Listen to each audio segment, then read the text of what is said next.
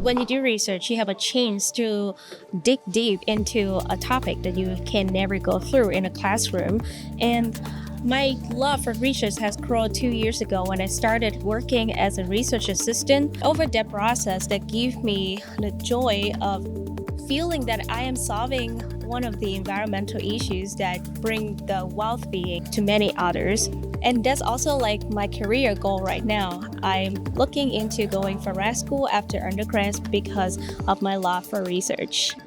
I think that a lot of times as people that are interested in science, we get a little too caught up in our own world. And I think it's a really good practice to try and communicate to other people that may not be in the field about what we're doing.